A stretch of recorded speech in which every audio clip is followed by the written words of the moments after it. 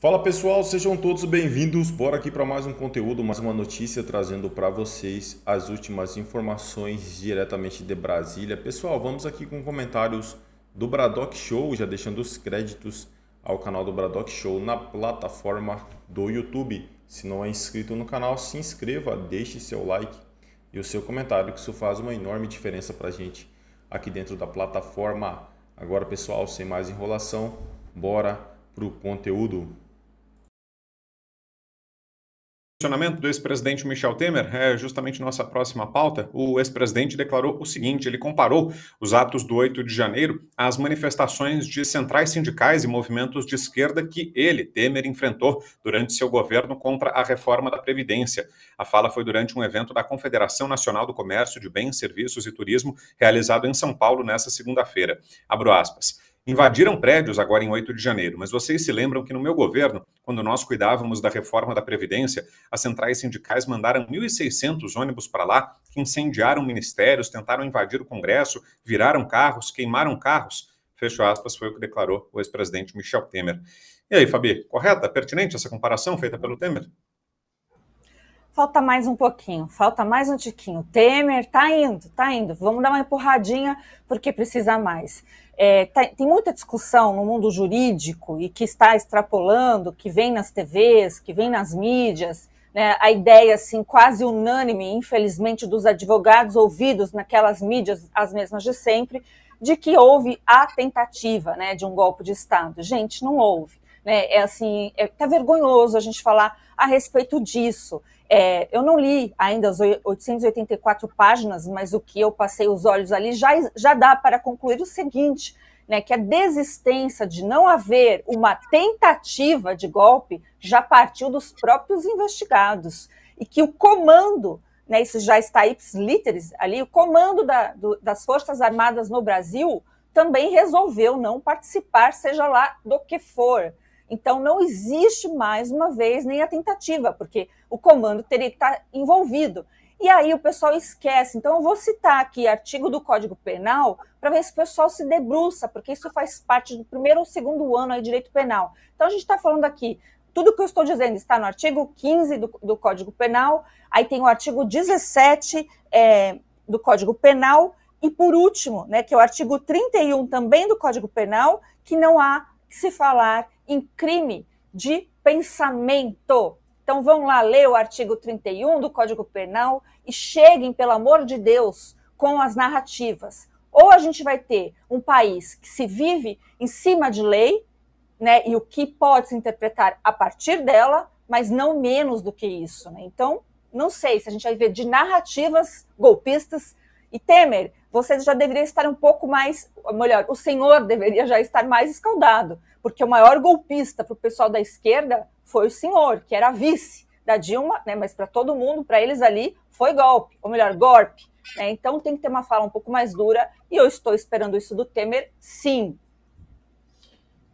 Boa, e falando em violência dos movimentos de esquerda, a gente não precisa voltar lá para o governo Temer, não. Tem caso atual. Pode colocar na tela, Cláudio, por favor, a nossa pauta número 4. Olha só, o movimento dos Sem Terra bloqueou estrada no Mato Grosso do Sul. O tráfego na BR-262 foi liberado após 8 horas de bloqueio. Manifestantes reivindicavam terras, crédito e alimentação para famílias acampadas, além de novos assentamentos.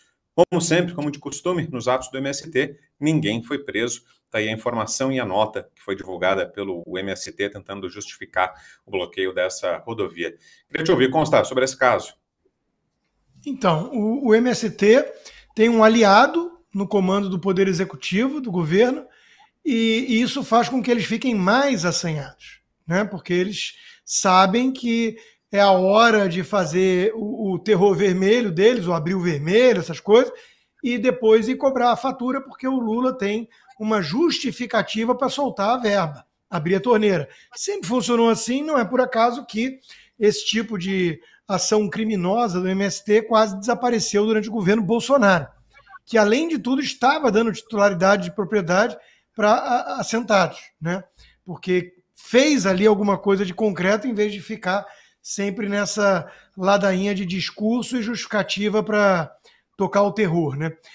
O MST é muito mais parecido com um grupo de fato terrorista, criminoso, do que os presos políticos de 8 de janeiro, ou, parafraseando, né, na verdade citando literalmente a primeira-dama, né, o bestão que se matou com o rojão lá, né, com fogos de artifício, fecha aspas.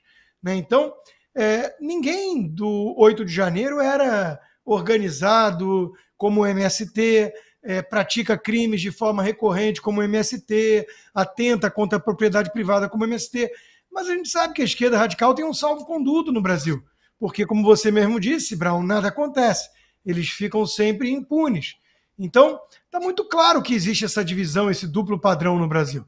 Né? Protestar contra o sistema, contra a esquerda, você vai ser rotulado de terrorista, de golpista, né? E por aí vai. A Fabi lembrou muito bem que eles chamam o Temer de golpista, ou chamavam. Então, qualquer coisa para eles é golpe. Qualquer coisa que vá contra eles é golpe. Agora, qualquer coisa que seja feito em nome da causa deles, da esquerda, do comunismo e tudo, aí não tem problema, mesmo que seja depredar laboratórios de propriedade privada, invadir fazendas, matar o gado, parar a estrada, incendiar, atear fogo em tudo. Então, estamos lidando com a impunidade de marginais. E quero lembrar que a lei sobre terrorismo no Brasil ficou bem específica, até tem que ter um aspecto racial, por aí vai, porque a esquerda fez coro para impedir que houvesse uma interpretação mais genérica que desse para encaixar o MST. Então, hoje eles chamam de terrorismo coisas que a lei claramente não coloca como terrorismo. Por quê? Porque eles tentaram aliviar a barra dos coleguinhas terroristas do MST. Diga, Silvio. Olha só, Brau, vou contar uma historinha aqui, eu que gosto muito de história, né? Bem rapidinho. E essa ninguém me contou, eu estava lá dentro, eu vi, tá? Foi em junho de 2006. Se alguém tiver o Google aí, pesquisa, porque eu acho que é 6 de junho de 2006, é por aí, porque é exatamente um ano do mensalão. O Movimento da Libertação do Sem Terra era um tal de Bruno Maranhão, aquele que foi recebido pelo Lula, aliás. Eram amigos, era uma dissidência do MST. Eles invadiram o anexo 2 da Câmara dos Deputados. Eu assisti essa cena. Eles viraram um Fiat Uno na frente da Câmara dos Deputados. E teve um oficial do DEPOL, do Departamento de Polícia Legislativa, eu me lembro que eu conhecia ele, Normando Fernandes, teve edema cerebral, foi levado para a UTI. Eles arrebentaram a Câmara inteira. Quem quiser mais informações, entreviste o Aldo Rebelo, presidente da Câmara dos Deputados. Ele conta essa história. Ele ficou assustado. Aquilo sim foi uma depredação muito mais violenta do que o 8 de janeiro, inclusive. Aquilo foi terrorismo mesmo. Porque a causa, no fundo, era quebrar. Era justamente quebrar o Congresso Nacional. Então, eu estou contando essa história para que as pessoas que hoje estão fazendo todo tipo de julgamento, inclusive nas organizações Globo aí, ligada o dia inteiro na televisão, para que tenham memória, olhem para o retrovisor antes de falar bobagem que estão falando, sobre terrorismo, é preciso ter um pouco de cautela, porque Brasília já viveu dias piores do que a gente está vivendo hoje. Muito piores. Mas é preciso colocar a bola no chão.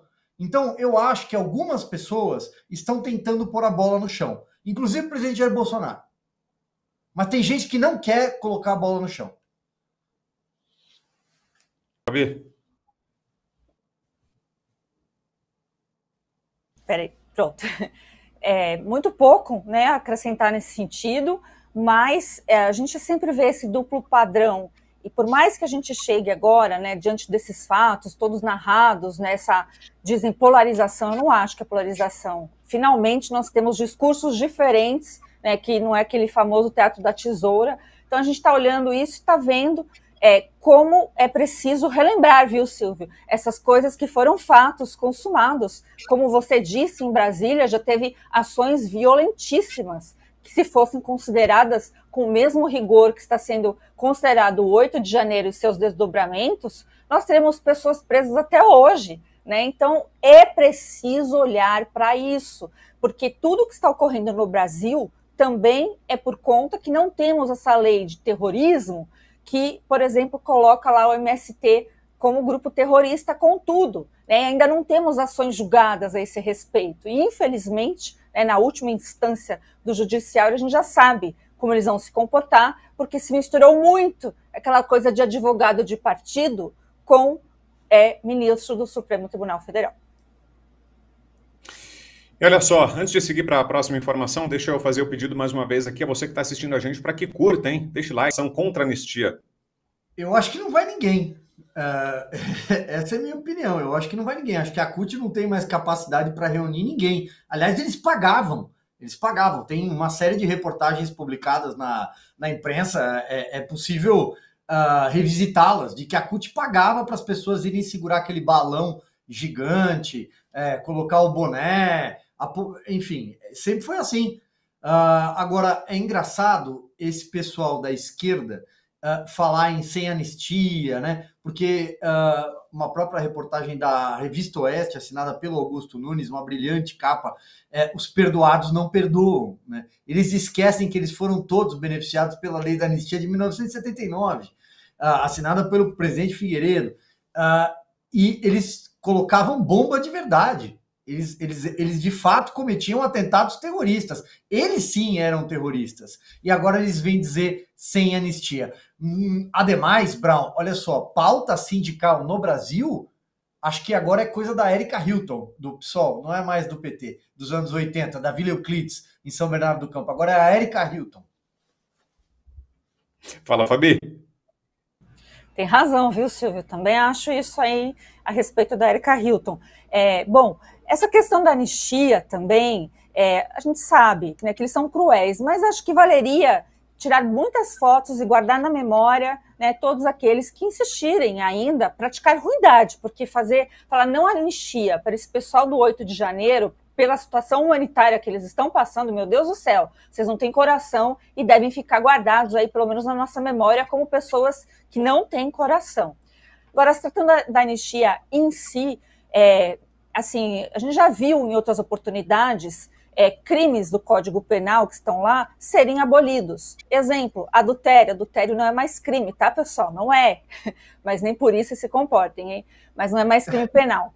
Poderiam fazer a mesma coisa a respeito aí do artigo 359, L e M, que está produzindo essa série de interpretações e, ao meu ver, usando, né, de um superpoder, já que ninguém consegue conter o próprio judiciário e a lei de abuso de autoridade não vale nada, então deveria fazer uma lei ordinária para o quê? Suspender, revogar o artigo 359, L e M. É possível acontecer? É sim, é através de uma lei ordinária, assim como foi aí os passos quando a gente aboliu em 2005 o crime de adultério.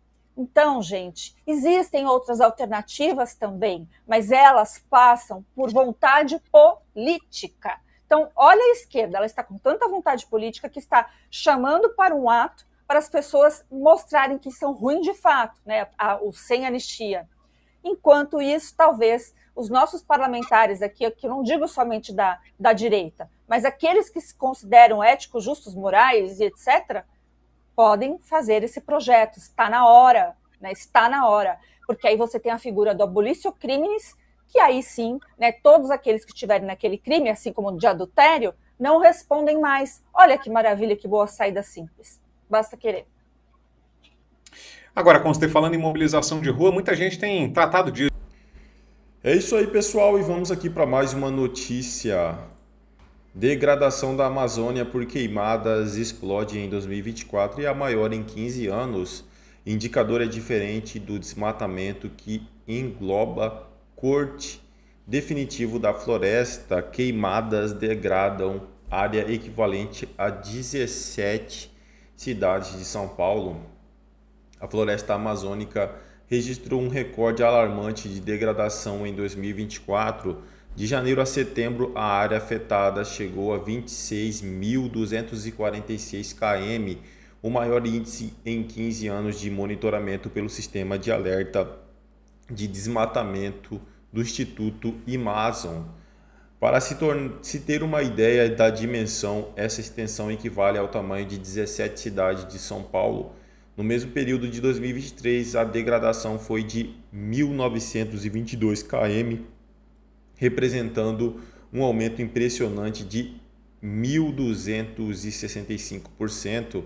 O termo degradação refere-se aos impactos na floresta causados por queimadas e exploração de madeira, diferente do desmatamento, que implica a corte completo de áreas antes preservadas. Segundo o Ministério do Meio Ambiente, a mudança do clima e aumento das áreas degradadas está ligado aos incêndios florestais intensificados pela crise climática e pela pior seca na região nos últimos 45 anos.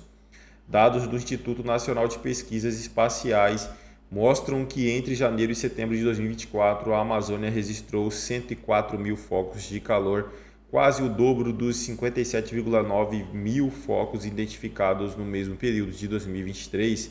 A seca severa de 2024 intensificou as queimadas, muitas das quais incontroláveis, com ou sem relação direta com o desmatamento.